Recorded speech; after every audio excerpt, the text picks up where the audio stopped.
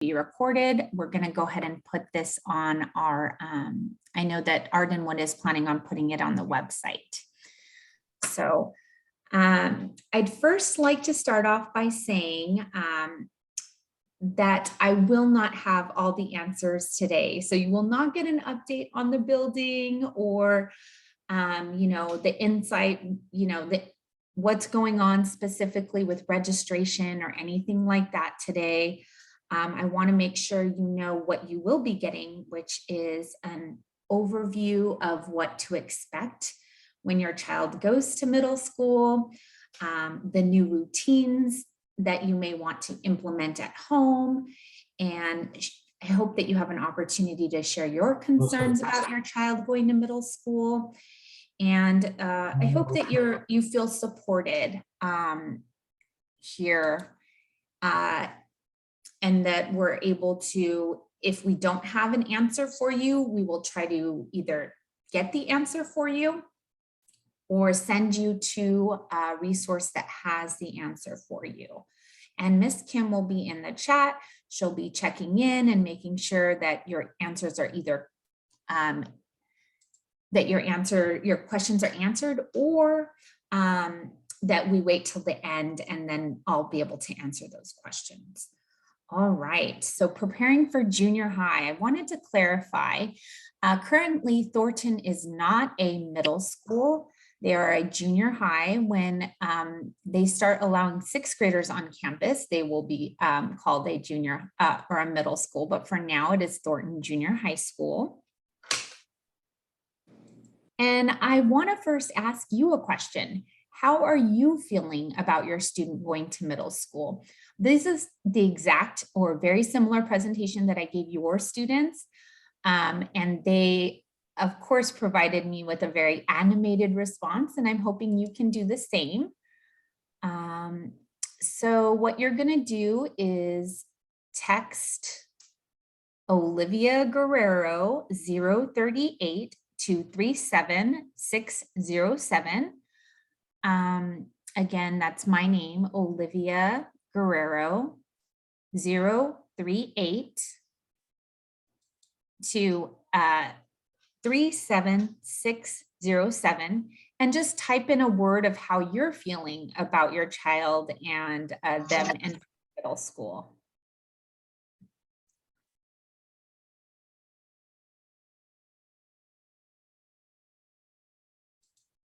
And I'll kind of wait for some responses and we can discuss a little bit about how you're feeling.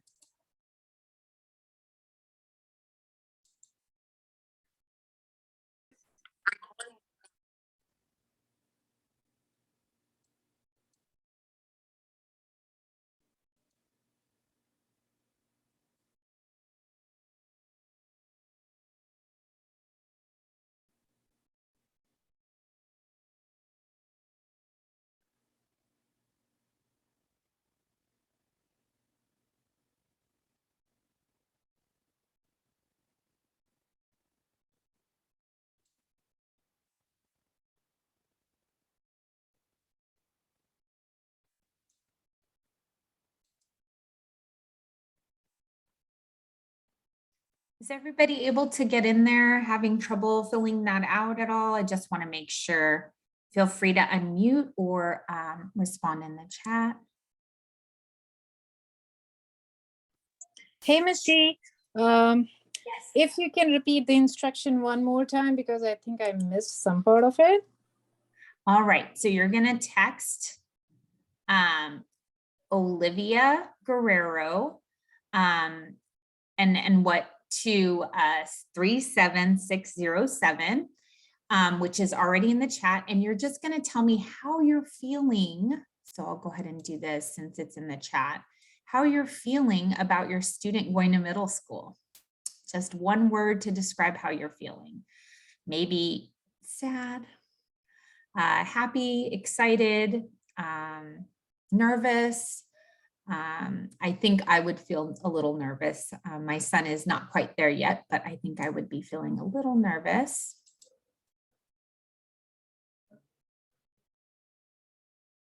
Let me see. Oh, you know what? want to make sure it's working. So let me do this. Oh, nervous. There we go. We have one nervous, fear. Okay. Thank you. I apologize if it wasn't working. Looks like it's working now. And you'll see that the words as you type them in, the bigger they are, meaning the more people said or had these feelings. Confused. Yeah. All of these things.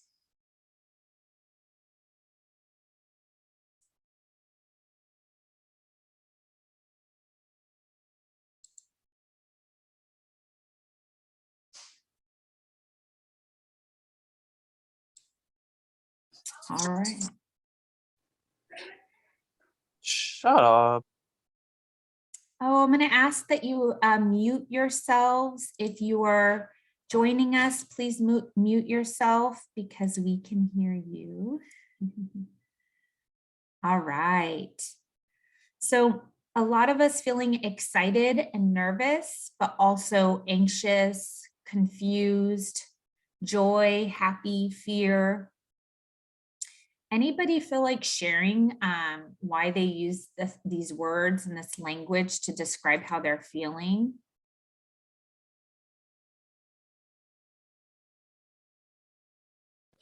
I can talk about nervous, if that's okay. Sure, I'd be happy to hear it. So I'm nervous for several reasons. First being it's going to be more than what it was over here as sixth grader. Like every grade has 30 students. Over here, the population is pretty high.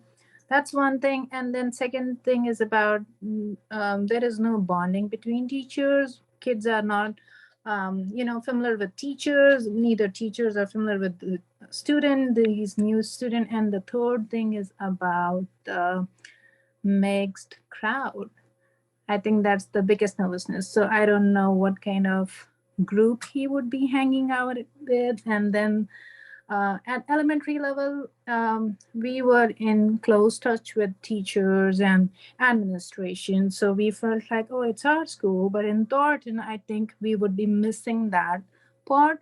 So I'm wondering whether I'll be getting all the information and all the feeling which my child is going through firsthand. So that's all the nervousness is about.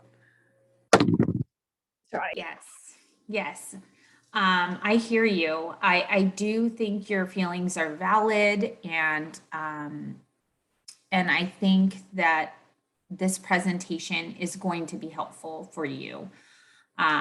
Most of you are feeling exactly like our parent here that spoke, nervous and excited. So I hope that we continue to make you feel more at ease, and that for those of you who are excited, I hope that you continue to be excited after this presentation. Thank you so much for sharing. I appreciate it. So I'm going to go ahead and exit out of here so I can share some information with you. All right.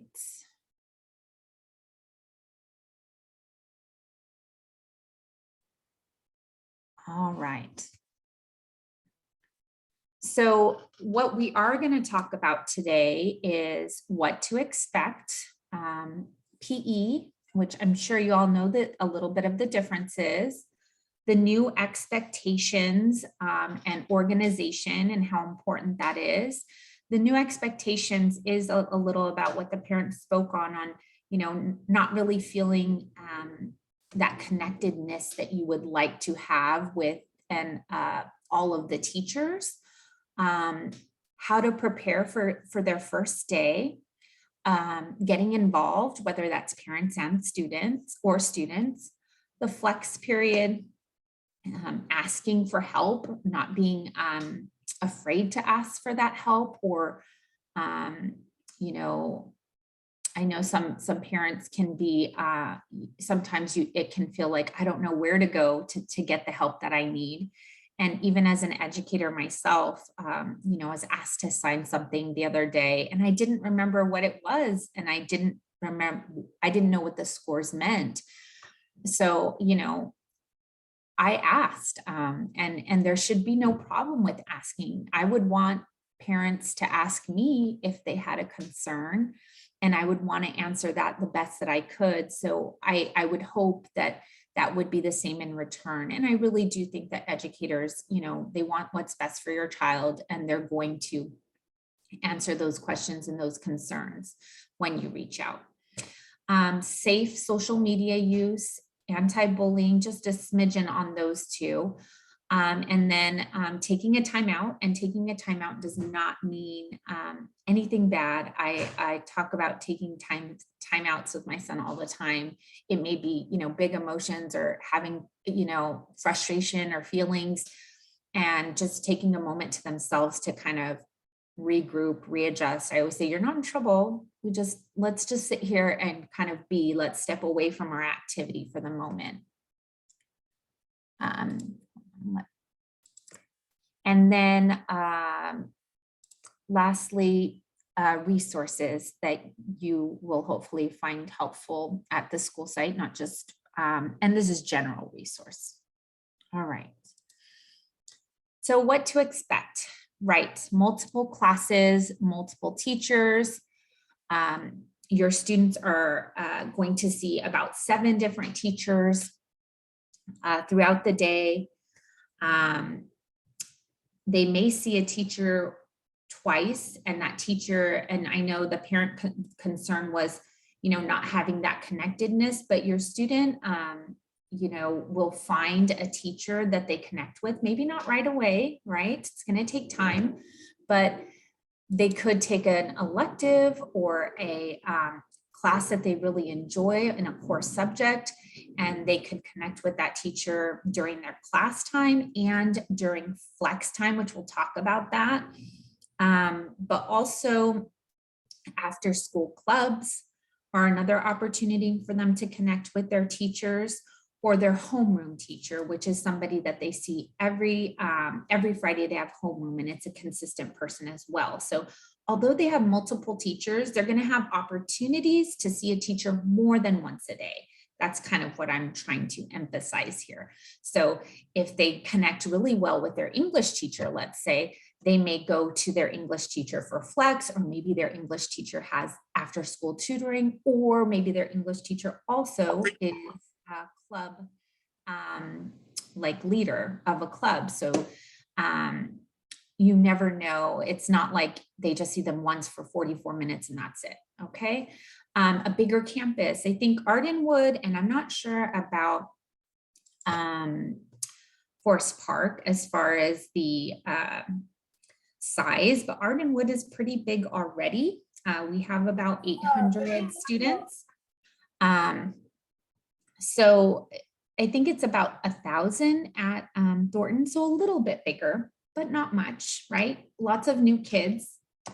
And then no recess or library. So library, the students will have an opportunity to go to library anytime during lunch, after school, before school, and they can check out up to 3 library books at a time. But there is no scheduled time per week to go to library. So your student would have to do that extra step by going. I always like to put a plug for Libby, which is an app that you can get on your phone that I have for my family. And if you are connected with your local library, you can ask them to, you can kind of connect your Libby account, this app that offers books, with the local library, and you'll have access to a lot of books for free, and you check them out and you can put them on hold and wait for them. It's great.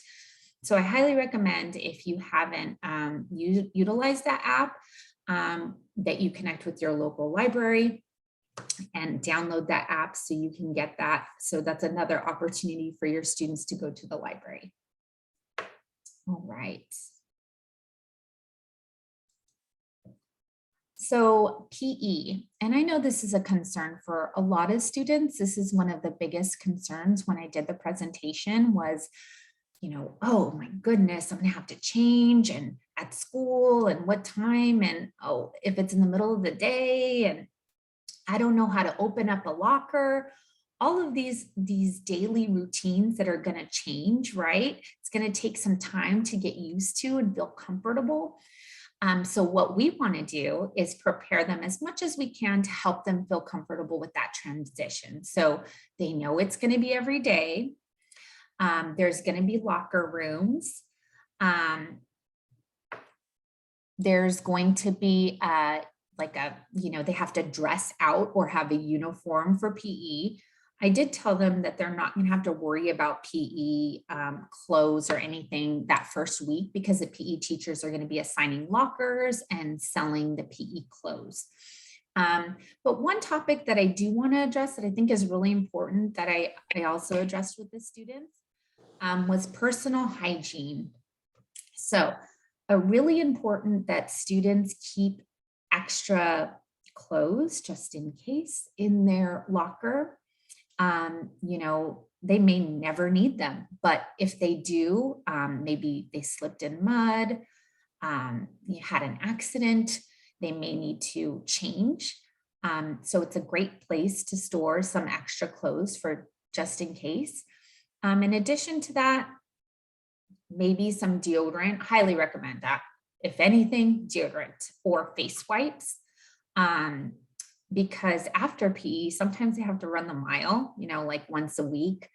And if they have PE first thing in the morning, they could feel, kind of yucky starting their day. So making sure they have some extra deodorant or face wipes, or maybe even chewable, what's it called? Breath, like mints, chewable, not mints, but they're like toothpaste, chewable toothpaste. But things like that are really going to help keep their hygiene, so they're feeling good and confident with their peers. I always tell the students, I'm going to just say it here, everybody thinks it's funny, but nobody likes it when you stink, right? It's funny to talk about, but when somebody stinks, it's not funny, right? So important that they have that and they're prepared. They'll feel more prepared. And I did show a video on how to open a locker. I don't think I'm going to show it here today. What I think is I can have Miss Katie or Miss Kim put it in the chat so that if you want to look at it, you can. But it's just a basic little video. You can watch it, or if you'd like, you can get a lock that you may already have at your home and have your student practice, just so they know how to open a lock and it's not too stressful when they do it at school. And they're going to have that old school basic lock where you just turn. It's not going to be an elaborate lock. So if you have an old lock, I highly encourage you to kind of give it to your student or your child and help them practice. Okay. Let's see. Next slide. All right. Take a little pause here and look at my notes just in case. All right, so we're good. Expectations and organization. This is another concern that I heard. Students are expected to hold themselves accountable. They're going to have 7 different teachers, or 6 or 7 different teachers. They're not going to have a homework folder that they, take home. I don't know if the 6th grade teachers still have homework folders, but they're not going to have one that you check and they say, and the teachers aren't going to be emailing you like something important is coming your way. The responsibility is going to be on the student. So it's really important that you have that rapport with your student and that you prepare them as best as you can for them to keep that line of communication open so that you're able to check or ask them, what do we have going on today? What assignments did English give you? Or, hey, I remember you having a hard time. This subject was challenging. How is it going? What chapter are you on? And how can we start those conversations? I think it's important that you consider having a agenda. I know some teachers already require agendas for 6th grade, but if you don't, have one or your student doesn't have one, get them one. I cannot stress how important an agenda really is. Something about writing it down every day is really helpful. They're not going to be able to access their phone, so it's not like they can type their homework, what they have due in their phone. I know I do that now as an adult, but phones are not allowed in middle school. And if they're heard or seen, they will be taken away until, you come and get them from the office. So really important that you create that organization with your student and that you set that routine and expectation with them right away. So they know you're going to ask, oh, what do you got going on today? Right. So that you can kind of keep yourself in the loop. Just like you have a parent portal right now at Ardenwood, you're going to want to keep on that parent portal and check it. There you can communicate with all of their teachers. Ask your student which subject they're interested in. So it's really about you holding your student accountable and your student holding themselves accountable. And I think part of that, in addition to the agenda or planner, is making a space at home where they feel is theirs to work. So whether it's a desk, it's free of distractions and home obligations, right? So there shouldn't be anything on there that's going to make them feel like, oh, I have to get to this next, or I have a chore to do. A set time, a set space for them to feel like this is where I work. This is where I get this accomplished, my assignments that are given. Also free of distractions. I know brothers and sisters, even my husband, right before this presentation, I said, honey, I'm going to need you to not be in the kitchen when I'm presenting because it makes me nervous. And he's like, okay. So, respecting that, you want to give them the space that they need because it's really important. You want them to be successful. And part of them being successful is having the opportunity to really, be with the assignment and support them in doing that. And if that means leaving the room or the area that they're working in to give them that space, do it. But, feel free to come back in and check in on them and make sure, like, how's it going, right? So does that make sense to everyone? Thumbs up if that makes sense. And thumbs up you can do, I believe, in your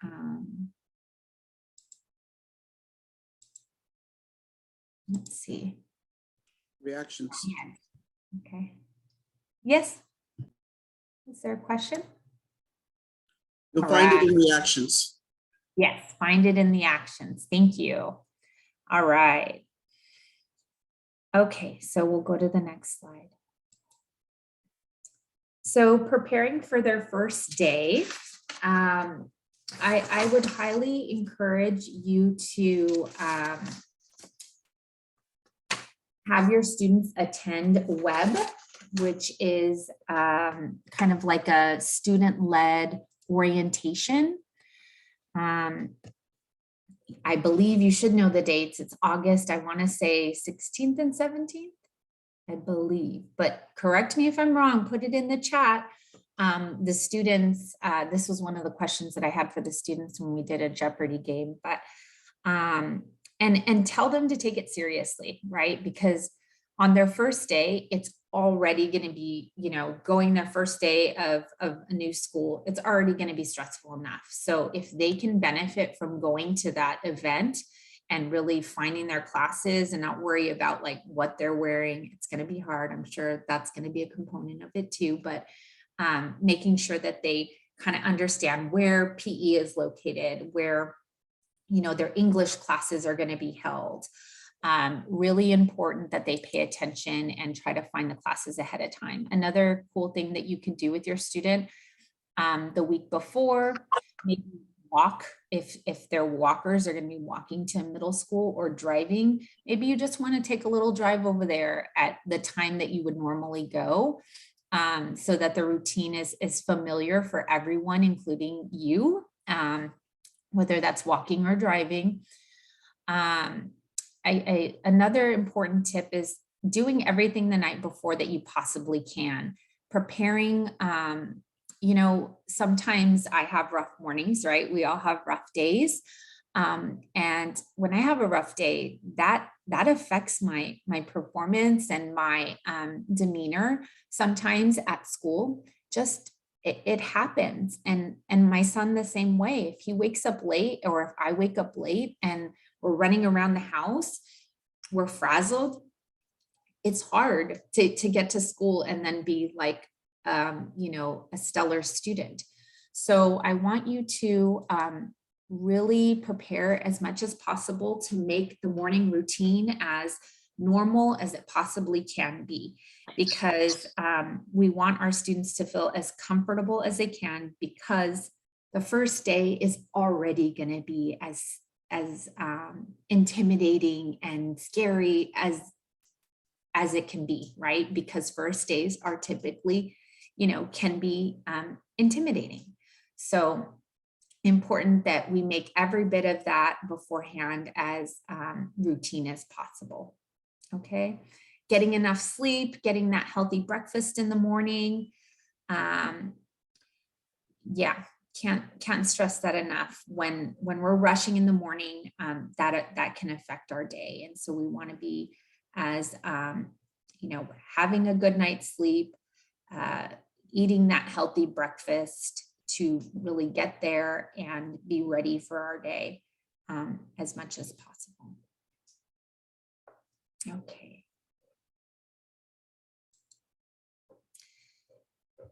All right, so, and I'm gonna go ahead and reiterate here.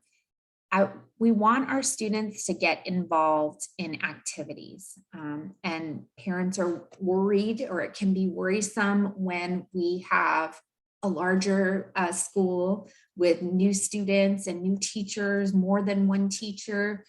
And you want your student to get involved in activities at school so that they can find a connection. I used to work in higher education, and I worked with outreach. So I would mainly work with the K through 12 districts to help them, be informed about college and want to go to college after high school or after when they're done with K through 12. And we would always say, their success in college was dependent a lot on them finding a support system in college. And I will say the same about middle school. Their success is going to be dependent on the support that they have there. So say yes as much as you can to students getting involved to activities on campus, right? Because what we don't want is our students to be involved in activities. When we say no to the school activities, they may get involved in other activities that we don't know about and that we can't really, observe. So if they're at school and they're getting involved in clubs, or they really want to do, ASB or leadership, let them, right? Encourage them to be involved. Why? Because it's supervised, because there's educators, most of the educators there are there because they care and they want to be there and they want to support the students. Especially the ones that are there after school. They're pretty passionate about whatever, topic or activity that they're doing. So encourage your students to get involved and find that home away from home, right? In addition to that, I also, on the flip side, want to say, don't push your student to get involved in everything. They're seeking that independence, right? You want to give them, this is the opportunity that you want to say, yes, here they're seeking or asking for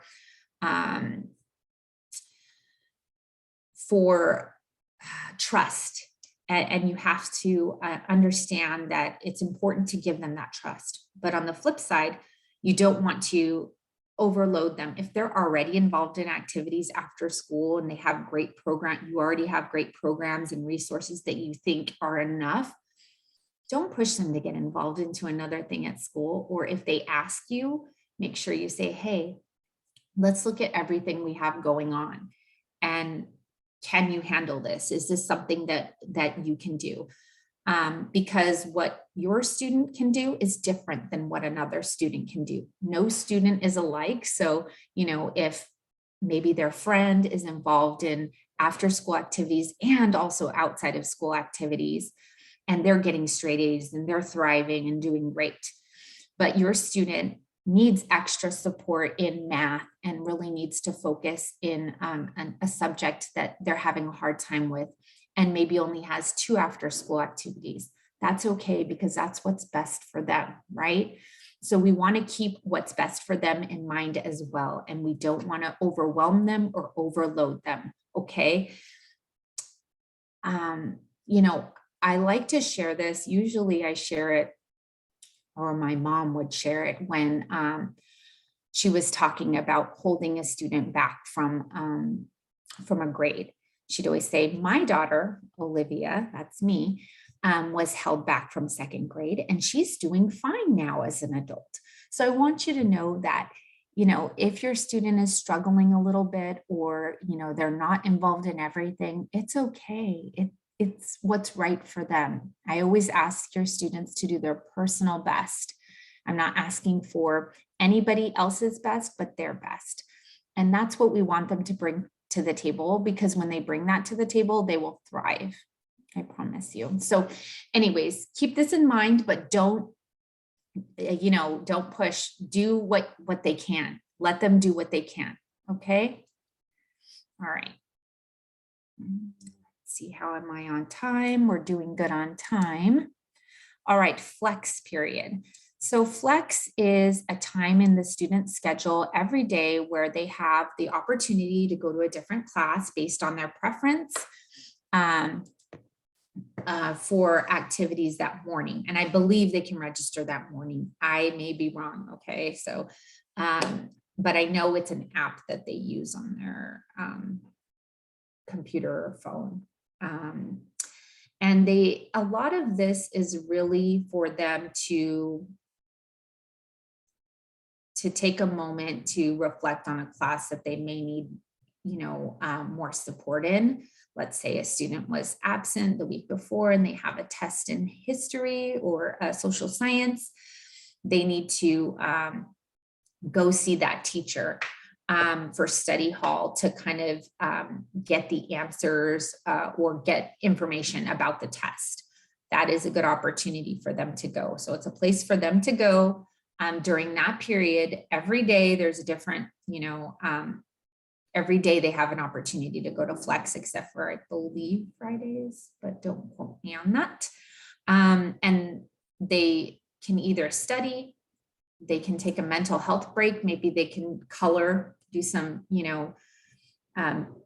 coloring sheets, mandala coloring activities. They can catch up on homework, or they can ask a teacher a question. So there's lots of opportunities for them to really hone in on a specific subject that they may need support in or want more information on. So asking for help. Your students may need help around campus, and there are SROs there. And the SROs, I will tell you the acronym. It's on the next slide. Don't worry about it. But basically, they're officers on campus that help if a student is in need of any, getting to class, where to go on their first few days, or if there is something going on campus and they need, they need to tell somebody, an adult. There's support. There is teachers, usually they're at their doors. You'd find teachers at their doors right before class or around campus or at after school tutoring. And then you can also reach out on the parent portal or email the teachers there as well. So if you need support, there is plenty of people there. If your student needs support, there's plenty of people there, right? It's new opportunities for your students to meet educators that are going to impact and support them in a hopefully positive learning experience, right? So school resource officer, yeah, that's it. They are intended to enhance a safe and positive learning environment, and it's a partnership between Fremont Unified and the police department. SROs are trained to work closely with school-age students and school personnel, and how they can support you. You can talk to your student about how to respond to a situation and report a situation. I did speak with your students about SROs. I wanted them to feel like I want them to know they are safe people to go to on campus if something is going on and they've heard the rumors were started, or maybe they see a fight breaking out. They want to tell somebody like an SRO to go and help and support the situation. They help students travel to and from school with others. So they're maybe outside of the school area, making sure students are getting to school. It's important that you keep your students' emergency contact information updated. If anything does happen, they're up to date with your information and they're able to get a hold of you. And if there's any rumors that your student hears or that they share with you, you can report it to an SRO and they will be able to help. Okay. Parents, you're strong and capable, and so are your students. Don't forget that. I like to put that in as a little break. All right. So social media use, I thought this was really important. I don't want to go too in detail because this is very, general information, but just to reiterate, you're going to want to keep your students' personal information private. If they are on social media, make sure that there's apps that you can download to monitor their phone use and what apps they're utilizing. But more importantly, you also want to make sure that if they are on social media, that their information is private. And I told the students, don't meet up with people online that you meet through your social media, or maybe your friend of a friend. That's not something that you want to, you want to make sure you stay away from people. If you don't really know them, don't follow them on social media. This is your close knit of people, of friends that you have on your social media. And when you start letting a lot of people in, it can cause some problems. So you want to make sure that you're very careful in selecting your friends that are on your social media. And I also shared with them, please do not believe everything you hear on social media. That's how rumors can get spread. So it's important that they're cognizant and aware of that, and to be respectful to themselves and to others, right? That reminder is always a good reminder. So unfortunately, bullying does happen. But what we want to make sure if it happens is that our students are prepared. So keeping the evidence, taking screenshots, changing their privacy settings, using the block button. I'm not currently on social media, it's been fine, right? I decided it took up too much of my personal time, and I needed my personal time to be present with my family. So, but if you do, I remember I would get messages from people that I didn't know, and mine was private. So it's important that you block those users and that you report the incident on the social media platform. I've done that plenty of times. and report the incident to the school as well, or the authorities, so that they are aware of the situation, especially if it impacts the students of the school. And then stepping away, right? Having our students step away from that.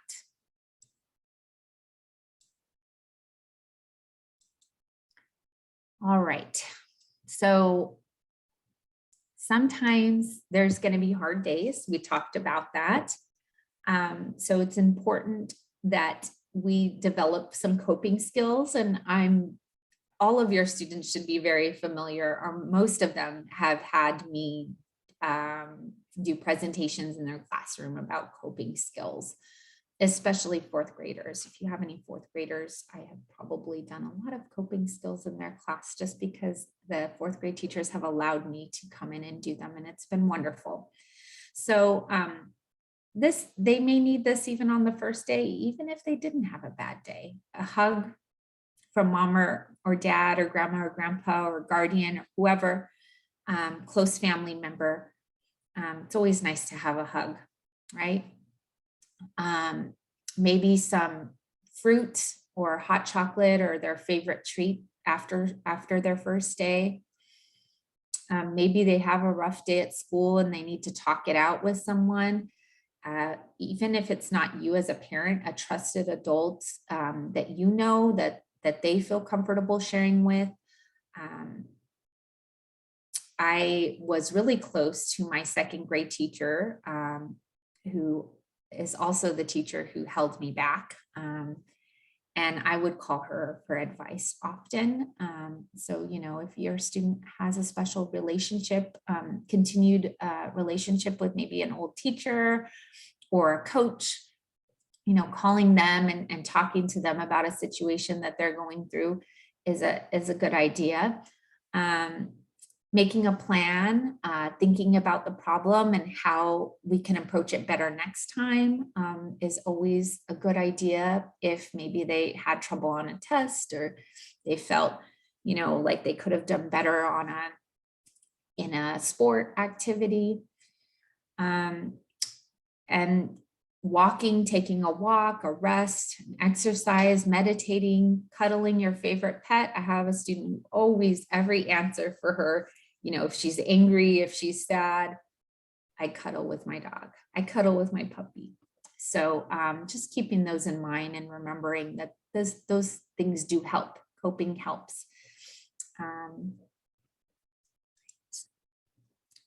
In addition to all of that, I want you to know that we're really here for you. I do believe that anybody who initially got into education or started working in education started for the right reasons and to have student impact in a positive way.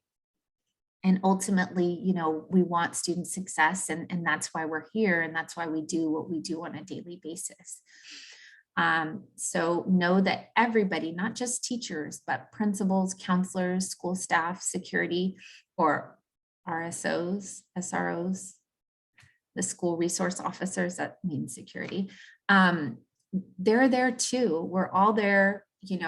We all got into education because we wanted to see student success. So please know we're always here to support you and your students, right? So that concludes the presentation itself. Thank you all for being here. I am going to stop sharing my screen and get to look at all the hopefully faces, but some black boxes. Thank you. I'm gonna go ahead and stop recording. Thank you.